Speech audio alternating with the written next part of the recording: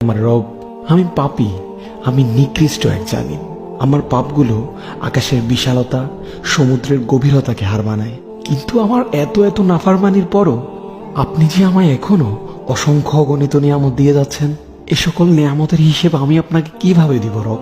জানি না আমার মৃত্যু কখন চলে আসে, কিন্তু মালিক, আপনার দয়া ও ভালোবাসা ছাড়া আমি মৃত্যুর জন্য কখনোই প্রস্তুত হতে পারবো না। আমি এই ভেবেই শিহরিত হয়ে যাই যে মৃত্যুর সময় যদি আপনি আমায় আপনার ভালোবাসা আর দয়া না দেন, তাহলে তো আমি ধ্বংস হয়ে যাব, যে ধ্বংসের চেয়ে আর কোনো বড় ধ্বংস হতে পারে না।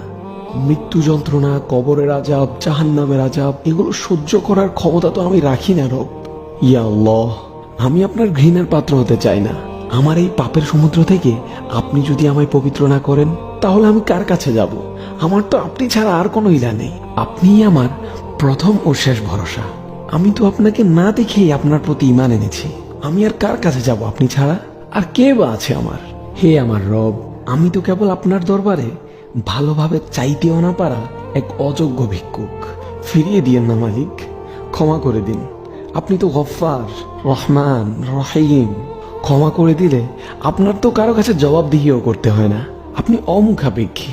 আপনি জান্নাতীদের সাথে কথা বলবেন, তাদের সাথে দেখা দিবেন।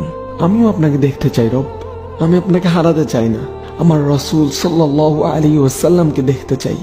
আমি তাকেও হারাতে চাই না। আমি সব হারিয়েছি, তবে আপনাকে হারানোর বেদনা আমি সহ্য করতে পারবো না। আপনার কাছে আমি আমার সকল গুনাহ স্বীকার করছি। আমায় ক্ষমা করুন রব। আল্লাহুম্মা ইন্না নাউযু বিকা মিনান নার ওয়া নাসআলুকাল জান্নাহ।